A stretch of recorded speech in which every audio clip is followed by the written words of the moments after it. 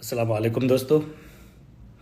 अगर दलाल को दलाल कहना और चोर को चोर कहना गुनाह है तो मैं ऐसा गुनाह एक बार नहीं हज़ारों बार करने को तैयार हूँ। मैं उस महाशय से कहना चाहता हूँ कि आपने दलाली और रिश्वतखोरी का जाल बिछा के रखा था कोचा दामन में, और आपको सबूत चाहिए तो मेरे खिलाफ मानहानि का केस कीजिए। मैं आपको सबूत बखूबी प्रशासन के सामने या न्यायालय के सामने में दूंगा। आपके चट्टे बट्टे नहीं ये सबूत दिए हैं मुझे।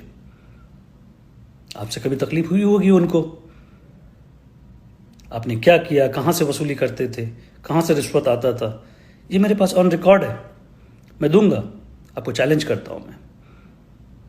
रही बात, आप तरक्की और डेवलपमेंट का ढोल बजा रहे हैं। आपने तरक्की किया, लेकिन किस चीज़ का? दलाली का, रिश्वतखोरी का, नौजवानों का ज़िंदगी बर्बाद करने का, समाज को बांटने का, और आरएसएस को पूरे कोचा धामन और किशनगंज में उसको अंदर अंदर फैलाने का, ये सारी तरक्की है कि आपने। दूसरी तरफ हमने क्या तरक्की की जनाब? हमने दलाली के ख़िलाफ़ लड़ा और लड़ रहा हूँ, रिश्वतखोरी के ख़िलाफ़ लड़ रहा हूँ। जो आपने जाल बिछा के रखा है उसका खात्मा करने का कोशिश कर रहा हूँ। पहले पासपोर्ट बनने के कितने पैसे लगते थे? गाड़ियों को रोक कर चेकिंग करता था, कितने पैसे लिया जाता था, और आपको उसका कितना परसेंटेज मिलता था? ये आपको पता है, ये कोचा धामन की जनता को पता है। भाई साहब,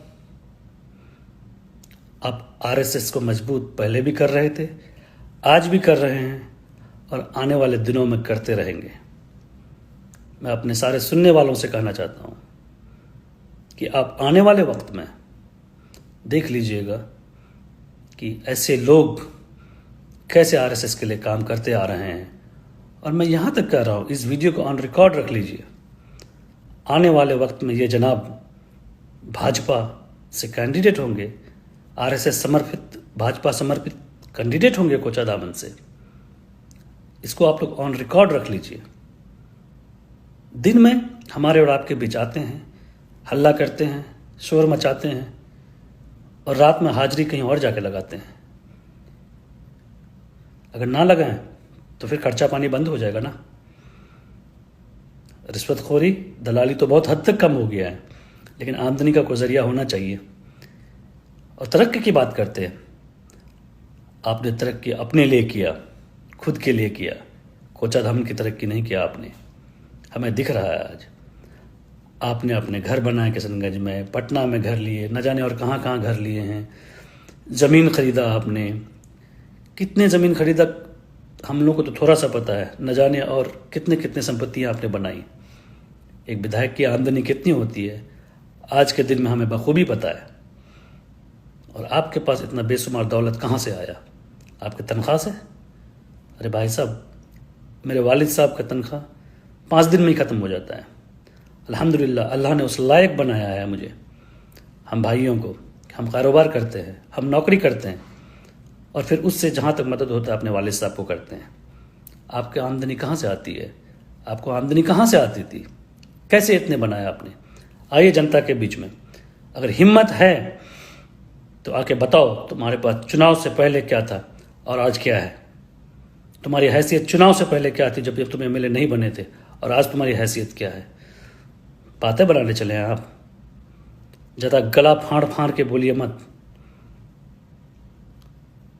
जनता को सब पता है। 36,000 से हराया था ना, आपकी हैसियत आने वाले दिनों में आपको पता चल जाएगा। और जनता कितना खुश है, कितना सुकून में है, ये हमें भी पता है। नौजवानों को बर्बाद करके रखा आपने। फ़र्क इतना ही है, आपके पास जो चंद गिने चुने लोग हैं उनकी भी दुकानदारी बंद हो गई है। और अल्हम्दुलिल्लाह, अल्लाह का करम है कि हमारे साथ जितने लोग रहते हैं किसी न किसी रोज़गार से जुड़े हुए हैं, या फिर कोशिश कर रहे हैं कुछ ना कुछ करें, लेकिन रोड पर किसी को दलाली करने के लिए हमने उत्साहित नहीं किया। जो आपका पेशा था, जो आपका धंधा था, ये सारे ड्रामाबाजी बंद करें आप। आप बोलते हैं कि सच्ची तक क्या होता है, क्यों होता है? भाई कुछ नहीं होता है, पता है। आपके हिसाब से पता है कुछ नहीं होता है। आपको क्या मिला? 6 साल 7 साल आप रहे ना, किस लायक थे आप? क्या मिली पार्टी की तरफ से आपको? चूँकि पार्टी आपको उस लायक नहीं समझता था।